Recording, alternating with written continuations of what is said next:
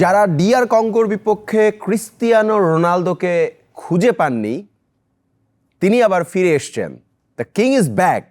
উজবেকিস্তানের বিপক্ষে ক্রিস্টিয়ানো রোনালদোর 2 গোল, কিলিয়ান এমবাপ্পের 4, এর্লিং হালান্ডের 4, লিওনেল মেসির 5, সেটার কাউন্টারে ক্রিস্টিয়ানো রোনালদো উজবেকিস্তানের বিপক্ষে 2 গোল করেছেন। তিনি প্রেস কনফারেন্সে বলেছেন, আমি ফিরে আসতে জানি, আমি ফিরে এসেছি। আর আমরা ফিরে এসেছি বাংলাদেশ টেলিভিশনের world cup special FIFA আওয়ারে।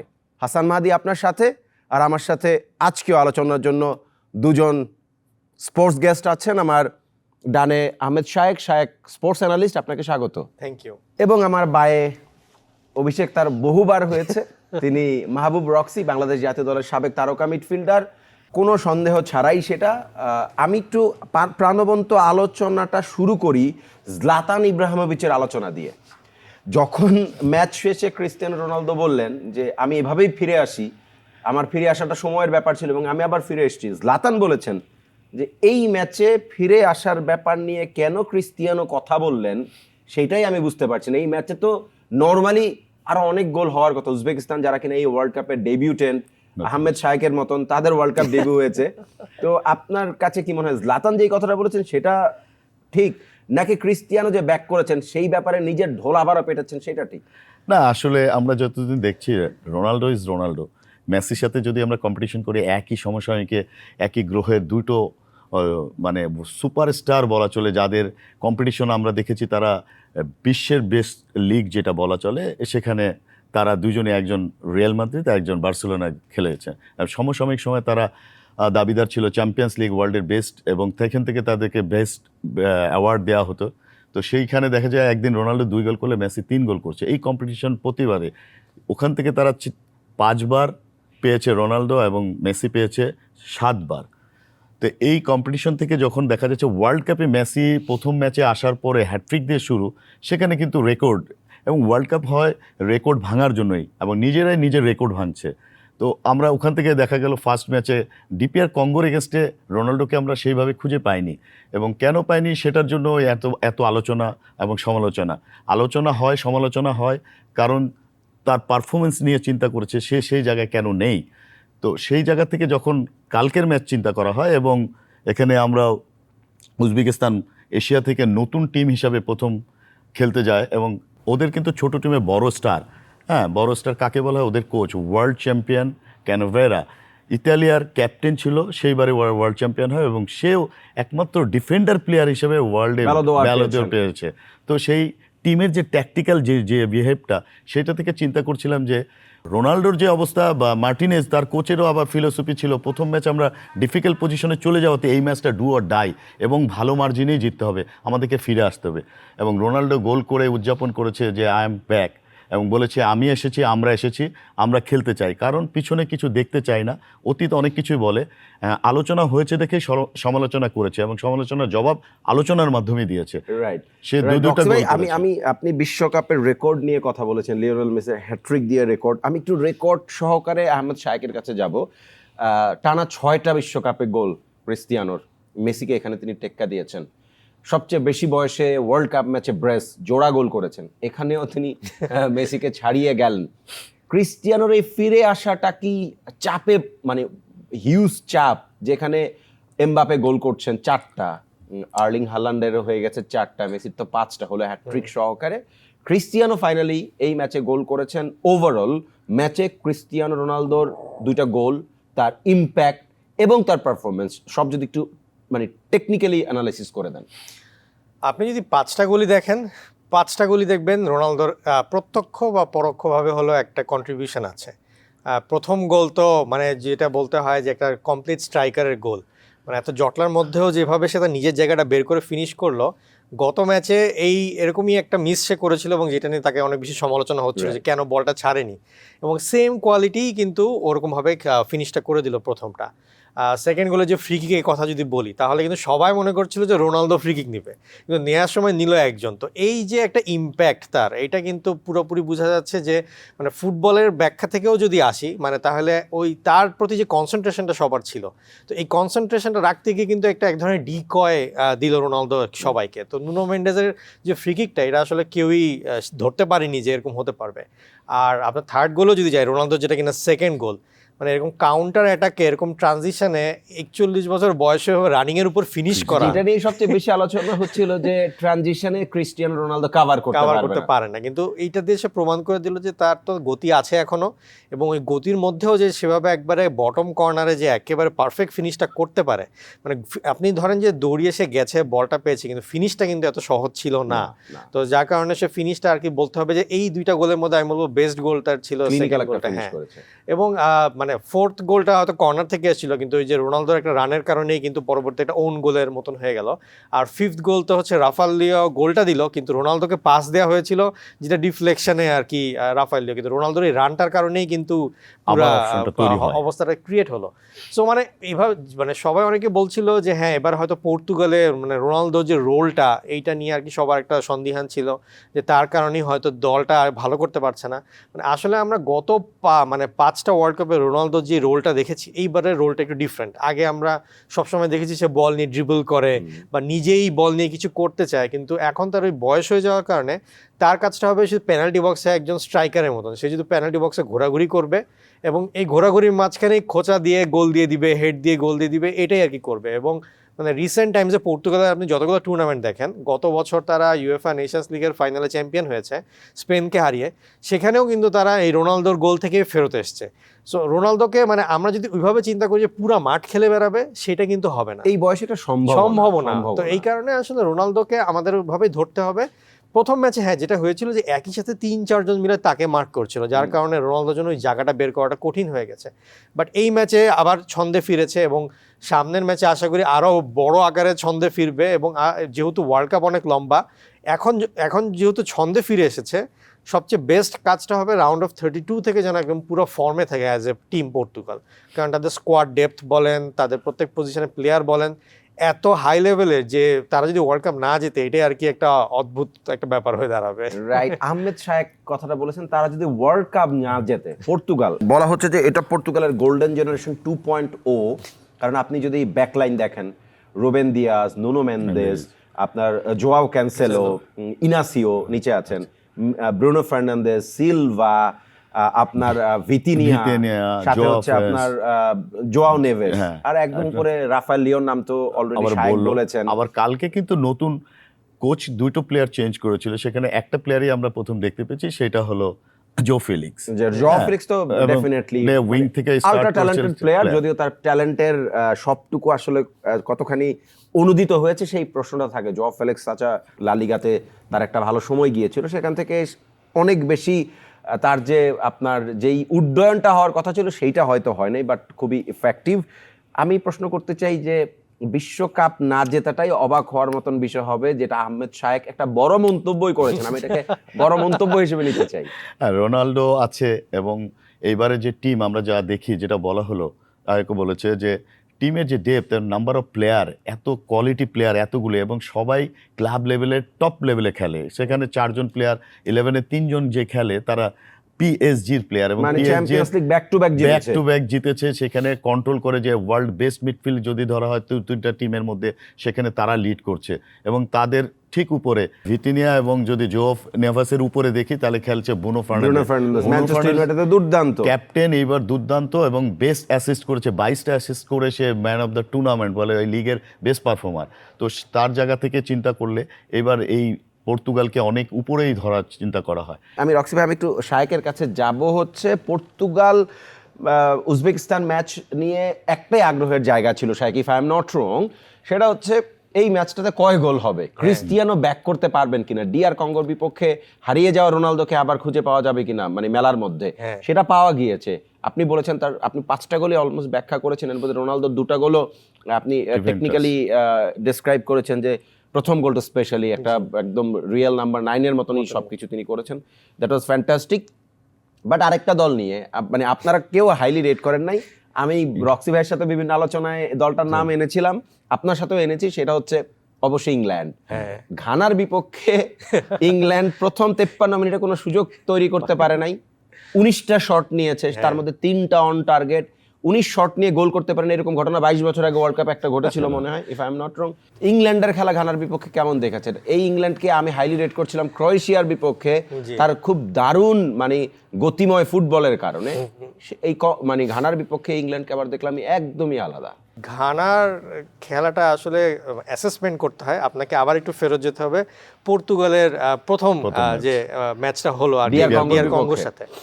DR Congo আর ঘানা দুইজনই এই ম্যাচগুলোকে সেম ভাবে অ্যাপ্রোচ করেছে, যে ডিফেন্সে 5 জন, তার সামনে 3 জন ডিফেন্সিভ মিডফিল্ডার, সর্বোচ্চ হয়তো সামনে 1 জন বা 2 জন আর কি স্ট্রাইকার।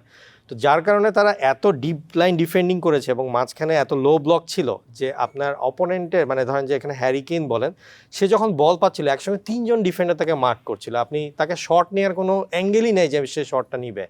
যদিও মানে উইঙ্গাররা আপনার ধরেন যে 2 উইং যেটা ছিল, একটা হচ্ছে মাদুয়েকে ছিল আর লেফটে ছিল সম্ভবত আরেকজন হ্যাঁ, তারা দুজনেই খুব চেষ্টা করছিল যাতে একটু স্ট্রেচ করে ম্যাচটা নেওয়া যায়। কিন্তু এখানে আবার ইংল্যান্ডের ক্ষেত্রে আপনি যেই জিনিসটা দেখবেন যে যদিও মানে জুড বেলিংহাম মাঝখানে খেলাটা কন্ট্রোল করে, কিন্তু ওই যে কোল পালমার বা ফিল ফোর্ডেন যাদেরকে রেখে এসছে, বা ধরেন পর্তুগালের ব্রুনো ফার্নান্ডেজ, যে ক্রিয়েটিভিটিটা, ওই রকম লেভেলে ক্রিয়েটিভ প্লেয়ার কিন্তু এখন এই মুহূর্তে ইংল্যান্ডে নাই। তারা সবাই হাইলি এনার্জেটিক, হাইলি ইনফ্লুয়েন্সিয়াল, কিন্তু ওই যে ক্রিয়েটিভিটি, যখন ধরেন 8 জন মিলে ডিফেন্স করছে একটা টিম, সেখান থেকে কীভাবে একটা বল বার করতে হবে, কোন টাইমে আসলে খেলতে হবে, এই জিনিসটা একটু ঘাটতি এই 2 ম্যাচেই ছিল পর্তুগাল আর ইংল্যান্ডের। যার কারণে মানে সুযোগই পেয়েছে 3-4টা, তার মধ্যে গোল আসলে বের হয়নি। এর যে মানে যেটা একবারে সবচেয়ে ক্লোজ কল ছিল সেটাও বারে লেগেছে, আপনার হচ্ছে ও রেলি হচ্ছে একটা বল হেড থেকে বারে লাগলো, ওইটাই হ্যারিকেন কিন্তু মিস টাইমিংটা করলো আর কি পেনাল্টি বক্স থেকে।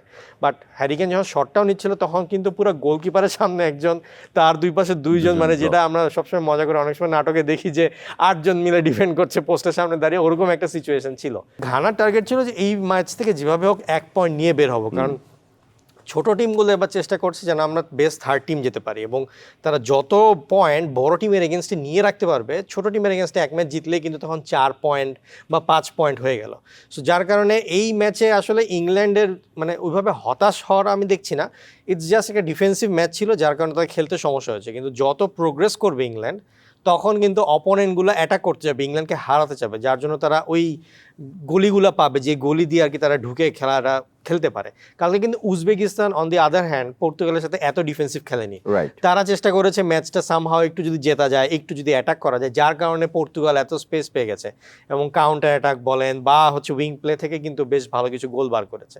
তো এটা আসলে ডিপেন্ড করে যে আপনার কোন টিম কিভাবে করে খেলছে। তো রক্সি ভাই, আপনি কোচ, আপনার কাছে এই জিনিসটা একটু জানতে চাই যে এই যে 5 ম্যান ব্যাকলাইন বা খুব লো ব্লক ডিফেন্স, যেটা এই ধরনের ডিফেন্স ভাঙার জন্য আসলে আইডিয়াল ফুটবল ট্যাকটিক্স কোনটা? আমরা যেটা চিন্তা করি, লো ব্লক টিম আমরা যখন খেলি বা বাইরে ওয়ার্ল্ড কাপ যারা খেলছে, অ্যানালাইসিসে যেটা বোঝা যায় যে বক্স, লো ব্লক এবং শিল্ড করা, ডবল লাইন, হ্যাঁ, 5-4-1 or 5-5 এবং 7-4 এরকমও করে ফেলে, যে জায়গা দেবে না। 7 মানে আমরা যেটা বলতে চাচ্ছি, উইঙ্গার যখন ভালো হয় তাদেরকে ডবল টিমিং বলে, ওখানে আরও 2টা প্লেয়ার নেমে আসে, এসে ওখানে ব্লক করে, যে ক্রস জেনারেটেড না করতে পারে, বল যে নাম্বার অফ বক্সে না ঢোকে। তো এই জন্য প্রথম একটা জিনিস থাকে যে আমরা ফুল সব বলে অ্যাটাকে না যাওয়া, নিজের কাউন্টারে এবং নিজের পেজে নিজেদের মধ্যে কিছু খেলা, হ্যাঁ, ইনভাইটিং করা, ওদেরকে একটু আগিয়ে নিয়ে আসা, সব বলেই ওখানে গোল করবো না, আমাদের এখানে যেতে হবে, কিছু কিছু বল মিস্টেক করে ওদেরকে তুলে আনা, তারপরের বলটাকে আমরা যেটা বলি ডিরেক্ট পাস, যেটা পর্তুগাল খেলেছে ফার্স্ট ম্যাচে, ব্লকটা হওয়ার পরেই ডিরেক্ট পাসগুলো খেলতে হবে, behind defender, lot of space and more ball inviting দেয়ার।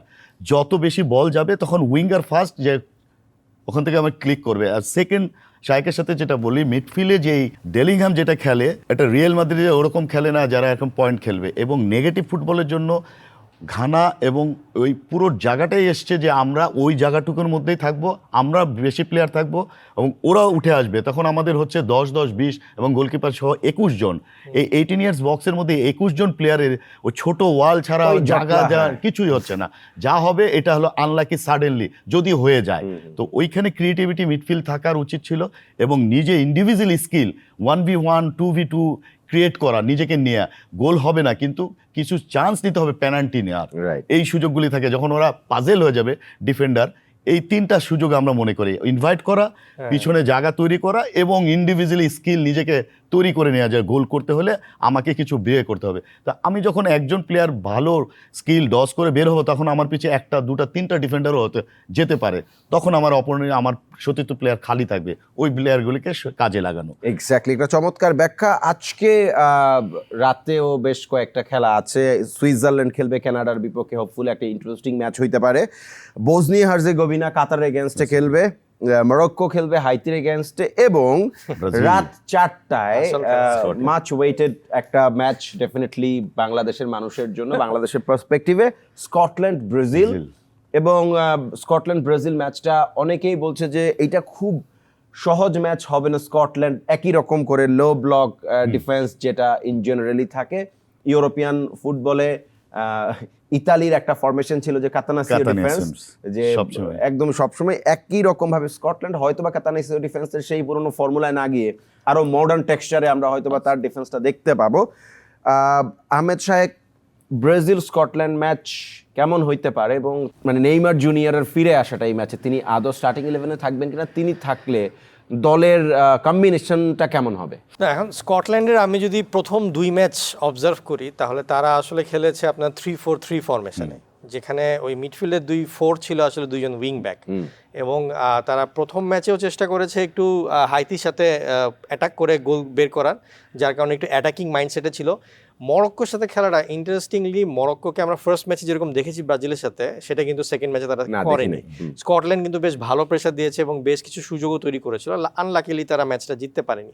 কিন্তু যেই রকম অ্যাপ্রোচ স্কটল্যান্ডকে আমরা দেখেছি, সেই হিসাবে তারা যদি এখন এই তারা এখন 3 পয়েন্টে আছে, মরক্কোর সাথে তারা হেরে যাওয়ার কারণে পয়েন্ট পায়নি। তো এখন তাদের একটা টার্গেট থাকবে যে এই ম্যাচ থেকে অ্যাটলিস্ট 1 পয়েন্ট বা 3 পয়েন্ট যেভাবে হোক বের করে নিয়ে থার্ড পজিশনে যদি কোনো কারণে যেতে না পারে। এখন আপনি যদি দেখেন স্কটল্যান্ড কিন্তু আবার হচ্ছে ব্রাজিল কিন্তু ওই হিসাবে 4 পয়েন্টে আছে।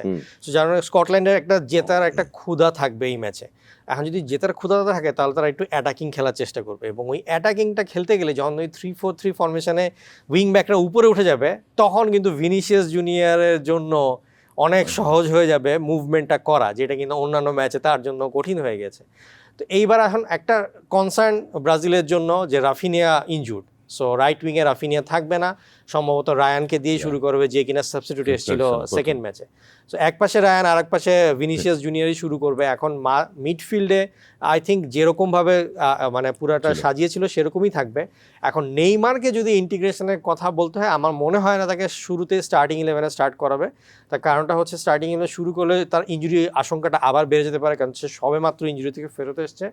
সর্বোচ্চ আমার কাছে যেটা মনে হয় 10 থেকে 20 মিনিটের একটা উইন্ডো চিন্তা করবে কার্লো অ্যানচেলোটি, যে লাস্ট 10 to 20 মিনিটস তাকে খেলানোর, যেখানে কিনা যদি একটা খুব বড় রকমের ইম্প্যাক্ট দরকার হয় তখন সময়টা বাড়বে।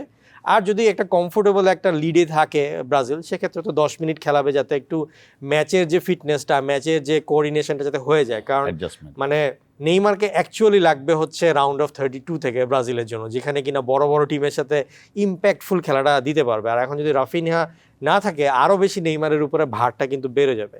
তো প্রথমে শুরুতে নামার পরে যদি আমরা মানে নেইমারের ঘাড়ে এত দায়িত্ব চেপে দিই, তাহলে দেখবেন যে মানে সে একটু অস্থির হয়ে খেলার চেষ্টা করবে, এবং যার ফলে তার ইনজুরির সংখ্যা আবার বেড়ে যাওয়ার সম্ভাবনা থাকতে পারে। নেইমার জুনিয়রের কথাটা বারবার আলোচনায় হচ্ছে, কারণ হচ্ছে লুকাস পাকেতা বেসিক্যালি বড় দলের বিপক্ষে একটা পারফেক্ট নাম্বার 9 বা ক্রিয়েটিভ নাম্বার 9, নাম্বার 10 পজিশনের কথা বলছিলাম, যে একটা দলটাকে বেসিক্যালি যিনি চালাবেন, অ্যাটাকিং থার্ডটার যে ইঞ্জিনিয়ারিংটা যার পায়ে বা তার মুভমেন্টে হবে, এরকম ক্যারেক্টার লুকাস পাকেতা না। এই জায়গায় নেইমারের প্রেজেন্স খুব জরুরি। ব্রাজিল যদি 1994-এর মতন যুক্তরাষ্ট্রে আরেকটা ওয়ার্ল্ড কাপ জিততে চায়। সো যেটা শায়েক বলছে যে হয়তো বা লাস্ট 20-15 মিনিটস আমরা নেইমারকে মাঠে দেখবো। আপনি কি শায়েকের সাথে একমত, নাকি স্টার্টিং 11 থেকে আমরা দেখবো নেইমারকে? কারণ রাফিনিয়া ইনজিওর, তিনি এই ম্যাচ খেলতে পারবেন না। একটা প্লেয়ার যখন বড় একটা ইনজুরি থেকে চলে আসে, কোচরা কিন্তু তাকে নিয়ে চিন্তা করা হয়, এবং আমার এই ম্যাচটা আমরা মোটামুটি কোয়ালিফাইড, আমরা যে 32-এ যেতে হবে, 32-তে গেলে আমাকে খেলতে হবে সব নকআউট, আমার অনেক চ্যালেঞ্জিং ম্যাচ। সেখানে ডু অর ডাই, সেখানে কে বড় ছোট দেখানে প্রত্যেক ম্যাচ জিততে হবে এবং ম্যাচ 90 মিনিটের মধ্যে রেজাল্ট বের করতে চায়। ওই ম্যাচ যদি আরও বেশি যায় 120 মিনিট, তারপর ট্রাইব্রেকার, তা আরও ডেপথে এবং প্লেয়ারদের ফ্যাটিক এবং টায়ার্ডনেস অনেক বেশি বাড়তে থাকে। তো এই ধরনের ইনজুরি প্লেয়ারকে নিয়ে এসে খেলতে গেলে আস্তে আস্তে আসলে টিম পুট আপ করে যে এটা টেম্পোর সাথে মেলানো এবং ওই টিমের সাথে কিভাবে আবার খাপ খাওয়া যায়। নেইমার কিন্তু লাস্ট 2 বছরের বেশি ব্রাজিল টিমের সাথে নেই। হ্যাঁ, তার পারফরমেন্স, তার খেলা থেকে সে চলে গেছে বাইরে এবং আঞ্চলিকে আসার পরেও তাকে একটা প্র্যাকটিস ম্যাচও সে নিতে পারেনি, খেলেনি এবং লাস্ট পর্যন্ত তাকে 26-এ ইন করানো হয় এবং এত হাইপ নেইমার না খেলেই পুরো ব্রাজিল কেন ওয়ার্ল্ডে এখন সে সমালোচনা এবং আলোচনার ঊর্ধ্বে। তো নেইমারের সেই কোয়ালিটি আছে এবং নেইমার ওটাও প্রমাণ করতে হবে। প্র্যাকটিস ম্যাচে এবং যে ফুটেজ দেখছিলাম সে অনেক বেশি উচ্ছ্বাসিত এবং টিমমেটদের সাথে অনেক এনজয় করছে। তো ওই ম্যাচকে খেলতে গেলে ক্রিয়েটিভিটি যেটা বলা আছে, আসলে যেটা আমরা চিন্তা করছি, তা আসলে টিমকে ওই সার্ভিস এখন পর্যন্ত দিতে পারেনি। হ্যাঁ, অল্টারনেট এখন টিম চেঞ্জ করবে বা প্লেয়ার হিসাবে এখন চেঞ্জ করলে নেইমারকে খেলানো উচিতই আমার মতে। তো যে কোনো সময় সেকেন্ড হাফে যখন লাগবে বা টিম কোথায় লিডে যাবে। আরেকটা জিনিস ভালো আছে যে 4 পয়েন্ট ব্রাজিলের আর স্কটিশের 3 পয়েন্ট।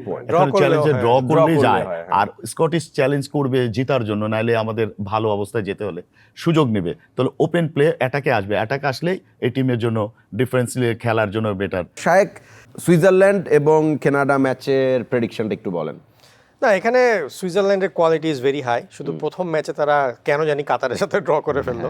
সো আই থিঙ্ক এখন হচ্ছে যে খেলাটা হবে যে সুইজারল্যান্ড একেবারে আই থিঙ্ক 2-0 বা 3-0 গোলেই মোটামুটি ম্যাচটা জিতে যাবে। সো এখানে আর ওভাবে আর কি শঙ্কা নেই। কাতার এবং বসনিয়া, কাতারের বসনিয়া মানে কাতারের লাস্ট ম্যাচটা আসলে এত একটা বাজে একটা ম্যাচ গেছে যে 6-0 গোলের হার, এবং তারা মোটামুটি ধরেই নিচ্ছে যে 2টা লাল কার্ড ছিল। তো আই থিঙ্ক যেহেতু আপনার সাবস্টিটিউট বেঞ্চের অনেক প্লেয়ারকে খেলাতে হবে, আবার বসনিয়া সেই হিসেবে ফিজিক্যালি অনেক বেশি ফিট এবং অনেক বেশি স্ট্রং। তো আমার মতে এখানে আসলে বসনিয়াকে আর কি আমি জয়ী হিসেবে দেখতে যাচ্ছি। ওকে, মরক্কো হাইতি। মরক্কো হাইতি তো অবশ্যই মরক্কো জিতবে, এই বিষয়ে কোনো সন্দেহ নাই। বাট মরক্কোর টার্গেট থাকবে এখানে বেশি করে গোল দেয়া। তার কারণ হচ্ছে এদিকে যদি ব্রাজিল এদিকে জিতে যায় তখন কিন্তু গ্রুপ চ্যাম্পিয়ন হওয়া নিয়ে এক ধরনের গোল ডিফারেন্স আসবে, গোল ডিফারেন্স হেড টু হেড দেখা হবে না, কারণ ড্র হয়েছে। হ্যাঁ, হেড টু হেডে 1-1 ড্র হয়েছে, যার কারণে সবার আগে আসবে গোল ডিফারেন্স। তো এই কারণে মরক্কো টার্গেট থাকবে যত সম্ভব এখানে গোল দিয়ে অ্যাটলিস্ট 3-এর বেশি যদি দেওয়া যায়। সো এটা একটা ইন্টারেস্টিং খেলা হবে ওই দিক থেকে। এক্স্যাক্টলি। প্রেডিকশনগুলো একটু জানি। সুইজারল্যান্ড, কানাডা কোয়ালিফাইড করে গেছে এবং সুইজারল্যান্ড গ্রুপ চ্যাম্পিয়ন হওয়ার জন্য বেটার ফুটবল খেলবে, তাদের সুযোগ আছে এবং সুইজারল্যান্ড ওই দাবিদার। সুইজারল্যান্ডকে এগিয়ে রাখছে, উইন করবে 1 or 2-0। Bosnia and Qatar, Bosnia better অবস্থা। কাতারের এখন 2-এর বেশি গোল করবে আপনার তাই ধারণা? 2-এর বেশি না, গোল হবে 1-2ই হবে, এর বেশি হবে। আচ্ছা, মানে বসনিয়া, কাতার গোল করতে পারবে? কাতারও গোল করতে পারে, 1ও হতে পারে। এইটা আমি শায়েককে জিজ্ঞেস করি নাই। স্কটল্যান্ড ব্রাজিলের প্রেডিকশন। স্কটল্যান্ড ব্রাজিল জিতবে এখানে। হ্যাঁ, মানে স্কোর লাইনটা কেমন হতে পারে? Brazil 1, Scotland 0। আর হাইতি মরক্কো? মরক্কোর এখানে অনেক সুযোগ থাকবে এবং মরক্কো চাবেই 3-এর উপরে উঠে গোল করতে, কিন্তু আমার মনে হয় না 3-এর বেশি গোল করতে পারবে। আমরা নেইমারকে মানে নেইমারের মতন দেখবো, নাকি যেই কথাটা রক্সিবে অনেকক্ষণ ধরে বলেছে, 2 বছর অলমোস্ট টিমের সাথে নাই এরকম একজন প্লেয়ার, তার ইম্প্যাক্টটা আশানুরূপ হবে না, মানে হতাশ হওয়ার সম্ভাবনা আছে, CR7 যেরকম প্রথম ম্যাচে করেছেন? না, আমার মতে নেইমার যখন আসবে তার ইম্প্যাক্টটা ওরকমভাবেই হবে। তার কারণ হচ্ছে যে নেইমারের জন্য ব্রাজিলই একটা অন্যভাবে তাকিয়ে আছে। আপনি যদি ওদের স্কোয়াড অ্যানাউন্সমেন্টটাও দেখেন, সেখানে নেইমার নাম বলার পরে পুরো সবাই উল্লাসে ফেটে পড়েছিল। তা আই থিঙ্ক পুরো দলই আসলে চাচ্ছে যাতে নেইমার আসুক, এবং হয়তো এরকম হতে পারে যে হাড্ডাহাড্ডি লড়াই খেলা 1-1 ড্র আছে, নেইমার নেমে একটা গোল করে কিন্তু পুরো একটা ওয়ার্ল্ড কাপে এবার যেরকম ভাবে একটা করে নাটক রচিত হচ্ছে, মানে এই নাটকটাও যে হবে না এটা আসলে ফেলে দেওয়া যায় না, যে সাব থেকে নেমে গোল করে ব্রাজিলকে জিতিয়ে রাউন্ড অফ 32-তে নিয়ে যাওয়াটা। সো এটা হতেই পারে। রাইট। নেইমার কি যদি খেলেন, এরকম একটা কথা কার্লো আনচেলত্তি বলেছেন যে নেইমার এই ম্যাচ অন্ততপক্ষে খেলতে পারেন। আবার এরকম আলোচনা আছে গ্রুপ পর্বের একটা ম্যাচও নেইমার খেলবেন না। যদি খেলেন তাহলে না, লাস্ট পর্যন্ত যেটা স্বীকার করেছে আছে খেলবে। এখন কতটুকু সময় খেলবে, কোচ কতটুকু নামাবে, সেইটার একটা ব্যাপার আছে। এবং নেইমার খেললে আসলে গোল না করলেও ওর যে অ্যাসিস্ট, আমি চিন্তা করি যে মাস্টার অফ প্লেয়ার, ও ও গোল করাবেই। আর্জেন্টাইন ফ্যানদের জন্য যদি কোনো কারণে ব্রাজিল হোঁচট খায় বা ব্রাজিল খারাপ পারফরমেন্স করে, তাহলে আর্জেন্টাইন ফ্যানরাও বাংলাদেশে তাদের জন্য কষ্ট হবে, কারণ হচ্ছে তারা কি নিয়ে আসলে সেই তর্কাতর্কিটা করবে, Fighting তাদের এ বেঁচে থাকবে। থাকাটা কঠিন হয়ে যাবে। বেঁচে এই থাকা। ওয়ার্ল্ড কাপে মানে Opponent যদি না স্টারদের থাকে। মধ্যে সবারই পারফর্ম করা হয়ে গেছে। হ্যাঁ, শুধু এখন নেইমারটাই নেইমার বাকি, বাকি নেইমারটাই আছে। বাকি। হোপফুলি তিনি পেড অফ করবেন। Thank you very much Yes. রক্সি ভাই, Thank আহমেদ you. শাহেক, আপনাকেও ধন্যবাদ। Thank you. আজকের মতো শেষ করতে চাই বাংলাদেশ টেলিভিশনের world cup special FIFA hour. ঠিক পরবর্তী এপিসোডে আবারও আপনাদের সাথে দেখা হয়ে যাবে। ততক্ষণ পর্যন্ত আপনি ভালো থাকুন, সুস্থ থাকুন এবং অবশ্যই ফুটবল ওয়ার্ল্ড কাপের প্রত্যেকটা সেগমেন্টের মজা উপভোগ করতে থাকুন। আল্লাহ হাফেজ।